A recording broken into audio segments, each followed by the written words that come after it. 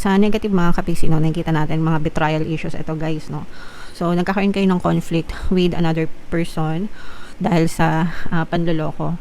Ito yung nahahayag sa inyo mga kapiksi. Ibig sabihin ng nahahayag, nabubunyag, no? Nabubunyag. Parang yung, ano lang guys, yung nahuli sa concert ng Coldplay, di ba? So, yung CEO, at saka yung isang, I don't know kung ano yung posisyon ng isa. Pero pala sila nagtatrabaho sa isang kumpanya and nahuli sila nag-cheat sa concert ng Coldplay. Yun yung sinasabi ko na walang sikretong hindi mabubunyag mga kapiksi. So,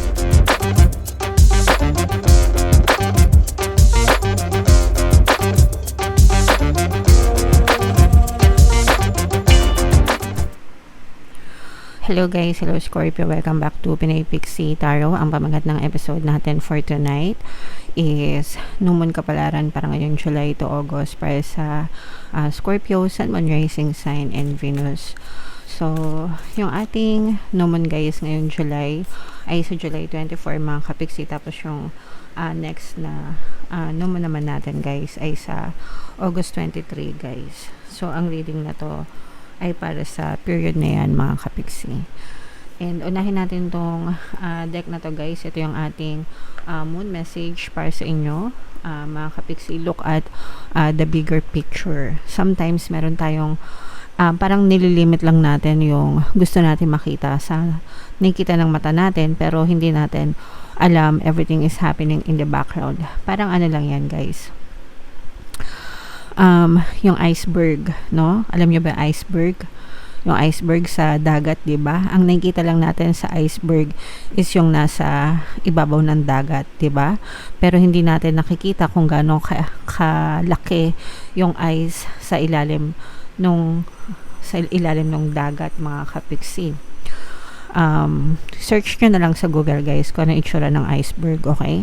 So, hindi porket hindi nakikita ng mata natin, it doesn't mean na it's not working, especially when it comes to manifestation. And ganun din sa mga experiences natin sa buhay guys, no? Kumbaga, there's always a bigger lesson, beautiful lesson sa mga bagay na nangyayari sa atin, whether positive or negative guys. So we always have to look at the beautiful side of everything mga kapiksi, kung ano yung bagay na magbe-benefit tayo, no, yung mga katulong sa atin, dapat yun yung tinitingnan natin mga kapiksi, okay? So halimbawa lang, nahuli mo yung specific person mo na nanloloko sa'yo, di ba? Niloloko ka ng bababae or ng lalaki, nag-cheat sa'yo. So, syempre, yung negative part nun is niloko ka. So, masakit yon. Pero yung bigger picture doon is lumabas yung totoong kulay niya, nalaman mo yung totoong ugali niya na dishonest siya and unfaithful. So, parang pwede mo siyang iwanan para bigyan ng chance yung another person na deserve ng pagmamahal mo. Nagets mo ba? So, hindi siya palaging negative mga kapiksi. Pamamaraan siya ng universe para alisin sa inyo yung mga unnecessary na tao, bagay, sitwasyon sa buhay mo para bigyan ng daan yung mga tao, bagay, na sitwasyon na deserve mo sa buhay mo. Okay? So, sana naintindihan nyo yung example guys. Attune to the moon, take time out for a mini break or adventure. So sa mga gustong magbakasyon, although rainy season ngayon guys, so medyo mag-ingat na lang kayo kung magbabiyahe kayo mga kapiksi, kasi tag-ulan, di ba, bagyo, so medyo delikado. Pero kung wala makakapigil sa inyo, gora lang yan mga kapiksi. Basta mag-ingat na lang kayo guys. Additional meanings for this card. This situation may have come around because you've been distracted. So kapag distracted kayo mga kapiksi and nakafocus kayo sa mga negative na attention, definitely yung mga negative na resulta, yun yung ma-experience nyo sa buhay. So kailangan balik lang kayo, ibalik nyo lang yung focus ulit nyo guys sa mga bagay na gusto nyo mga kapiksi. Alright? Be confident mga kapiksi, na hindi naman overconfident, kasi minsan kapag overconfident na guys, nagiging arrogante na, di ba? So, be confident and just learn to carry yourself, mga kapiksi. Have you shown that you care? If not, now is the time. Pinapaalam mo ba sa mga tao sa paligid mo na importante sila sa'yo? So, kung hindi pa, ito na yung tamang pagkakataon to let them know, mga kapiksi, na importante sila for you guys. Okay? And you have to find a balance between speaking your mind and saying too much, no? Hindi porket prangka kayo, lahat na ng tao pinaprangka nyo.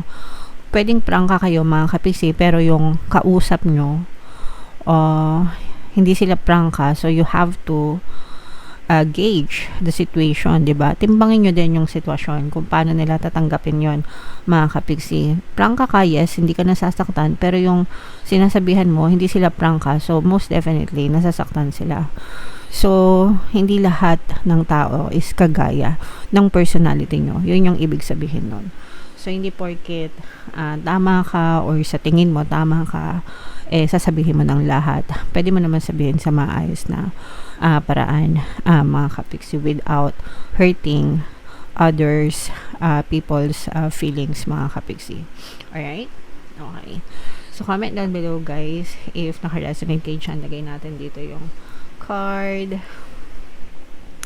Hanapin natin yung energy ng Scorpio, guys, and energy ng Moon. So, shuffle ko ito, mga kapiksi. Habang sinashuffle ko ito, panoorin nyo muna yung video natin regarding sa ating paano mag-manifest ng abundance video course. Kapiksi, sawa ka na ba sa mga struggles at hirap sa buhay mo? Masipag ka ba at masikap sa buhay ngunit hindi ka pa rin umaasenso? Ilang beses ka na bang nag-attempt mag-negosyo at mag-invest pero palagi ka pa rin nalulugi? Sa pagkakataon na ito ay maaaring may subconscious beliefs ka na nagiging balakid sa iyong pag-unlad at pagyaman. Introducing, paano mag-manifest ng abundance video course. Dito ay matututunan mong ma-overcome ang mga balakid mo para tuluyan ka ng umunlad, umasenso, sumagana, maging matagumpay, successful at maswerte sa iyong kabuhayan, pera, trabaho, negosyo sa lapi at kaperahan ng bonggang-bongga. Dali, mag-send na ng email sa pinoypixie@gmail.com at simulan na ang iyong pagyaman ngayon. Alright, so sa lahat ng gusto mag-avail ng course, guys, naka-flash sa screen nyo. Una, meron tayong paano mag-manifest ng abundance video course. Meron din tayong paano mawala ang third party at magkaroon ng harmonious na relationship. And meron din tayong paano pabalikin si ex, revice, breakup. Sa mga interesado, guys, mag-send lang kayo ng email sa pinoypixie@gmail.com. So, Scorpio, guys, kaya in-represent ng King of Cups. Ito yung ating moon energy, mga kapiksi. Latag natin yung spread nyo, guys. And by the way, sa mga naghahanap, guys, sa mga pampaswerte na lucky charms or lucky bracelet, may mga items na makikita kayo, guys, sa description box nitong video. I-check nyo lang yung mga items doon, guys. Pwede nyo i-check out diretso sa description tsaka sa comment section, mga kapiksi. Ito yung mga items na yon, guys, mga pampaswerte. Ito yung aventurine bracelet na may kasamang evil eye protection. At saka ito naman yung citrine na bracelet, mga kapiksi. Magandang combo para sa pampaswerte, guys. Okay? So, ito yung spread nyo, guys. This is both negative and positive. Sa negative, mga kapiksi, no, nakikita natin mga betrayal issues. Ito, guys, no. So, nagkakaroon kayo ng conflict with another person dahil sa panloloko. Ito'y nahahayag sa inyo, mga kapiksi. Ibig sabihin ng nahahayag, nabubunyag, no? Nabubunyag. Parang yung, ano lang, guys, yung nahuli sa concert ng Coldplay, di ba? So, yung CEO, at saka yung isang, I don't know kung ano yung posisyon ng isa, pero para sila nagtatrabaho sa isang kumpanya and nahuli sila nag-cheat sa concert ng Coldplay. Yun yung sinasabi ko na walang sikretong hindi mabubunyag, mga kapiksi. So, nahayag, no? And in your case, may ganong klaseng paghahayag na maaring maganap. Meron kayong madidiscover na taong nandoloko sa inyo, mga kapiksi, and this will cause a lot of chaos, no? Parang chaos talaga, as in gulo. And maaari magkaroon kayo ng trust issues, masira yung tiwala nyo sa isa't isa, at saka gulo. Ito, guys, literal na away yung maaaring maganap sa inyo kapag ka na-discover nyo itong panluloko na to, mga kapiksi. So, pwedeng sa relationship, guys. Pwede rin naman relationship as in love, no? Romantic. Or pwede rin naman na hindi romantic. Let's say, for example, baka niloloko kayo ng kaibigan mo, niloloko ng kamag-anak mo, ng kapamilya mo, yung mga ganun. Pinaperahan ka, or basta dinadaya ka, something like that, okay? So, mahayag yan, and medyo madrama itong sitwasyon na to mga kapiksi. Medyo maraming away, gulo, medyo mabigat sa loob ng bahay nyo, mga kapiksi, okay? Pero, yeah. Pero ang nakikita natin dito guys is you are, kahit na may ganito, parang you're still trying to save the relationship, mga kapiksi. Parang gusto nyo pa rin siyang i-save kahit papano. So, parang nakikita ko na kayo pa yung magpapakumbaba. Kayo pa yung, kumbaga sila na yung may mali, tas kayo pa yung magpapakumbaba. And I don't see anything wrong with that, guys. Basta wag nyo lang hayaan na apak-apakan kayo, mga kapiksi. Okay, sige, it's okay to forgive them. Pero yung hayaan mo na apak-apakan nila kayo and abusuhin, that's a different thing, mga kapiksi. So don't let them step on you, guys, no? Huwag mo silang hayaan na apak-apakan ka. And you will be healed, guys, no? Parang mas pipiliin mo yung peace of mind mo over this situation. So I'm really sensing na madali ka magpapatawad kahit na magulo yung sitwasyon, kasi parang mas gusto mo, again guys, pinipili nyo pa rin yung peace of mind kesa sa mga gulo na nangyayari sa paligid nyo, mga kapiksi. So ito yung sinasabi natin, guys, na look at the brighter or bigger picture, diba? So may negative na nangyari, pero dun sa negative na yon, parang titigan mo kung ano yung positive na pwedeng mong gawin para makamove on ka dun sa situation, mga kapiksi. Alright? So it will happen like very very quick, mabilis na pangyayari na parang hindi mo hinagap, no, sa isip mo na mangyayari yon, mga kapiksi. So what else, guys? Tingnan pa natin.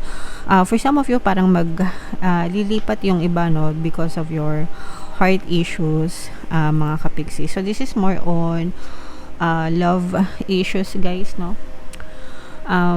Yung inyong energy, guys, is more on fixing a broken heart, guys, no. Dadating yung time na you will move. Pwedeng lilipat kayo ng ibang lugar.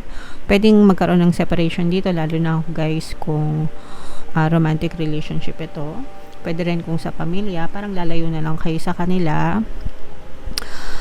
And you will choose to protect your peace at all cost, and magfo-focus kayo, guys, sa inyong mga pangarap, yung mga dreams nyo. Parang yun yung ifo-focus nyo after nyong ma-realize na, kumbaga, after nyong masaktan, mga kapis. Okay? So, ito, guys, medyo ma-emosyon itong reading na to, guys, no? So, I hope na sa mga naka-resonate, mga kapiksi, kasi medyo broken kayo. So, sana makapag-focus kayo sa inyong healing, guys. Etong season na to, mag-focus muna kayo sa sarili nyo. Focus on healing. And dito sa ating channel, guys, meron tayong Ho'oponopono and self-love subliminal na pwede nyo pakinggan para makatulong sa inyong recovery. Okay? So, i-mind nyo na to, guys, tong healing na to, itong recovery na to, mga kapiksi. Medyo nega yung inyong reading, Scorpio, pero okay lang yan. Tingnan natin yung additional na mensahe for you, Scorpio. Harmony, mga kapiksi. You have to make peace with yourself first, guys, no? Bago kayo magkaroon ng harmonious relationship with other people, kailangan ikaw muna. Kasi based dito sa nakita natin, mga kapiksi, medyo meron talaga kayong issues with other people, kung sino man yon or kung sino man sila, mga kapiksi. And it's okay if you cut ties with them, pero go back to yourself, no? Alagaan mo muna yung sarili mo and have a harmonious relationship with yourself. Be at peace with yourself, mga kapiksi. And then next time, you can also have a harmonious relationship with other people. Pero for now, sarili mo muna, guys. Mag-focus ka muna sa sarili mo, okay? Alright. So, yeah. Comment down below, Scorpio, if feeling nyo naka-resonate kayo dyan. Focus muna kayo sa healing, guys.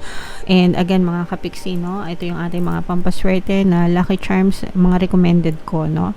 So, saan mabibili? Pwede kayong mag-check sa description box o kaya sa comment section. Aventurine na may kasamang Evil Eye Protection at saka Citrine. Best combo para sa pang-attract ng swerte, abundance, money, wealth, and success, guys. Alright? For more tarot readings, ito yung playlist nyo. Ito naman yung ating success stories ng paano mag-manifest ng abundance video course. Thank you for liking, sharing, and subscribing, guys. See you next time. I love you all. Have a nice day. Bye-bye.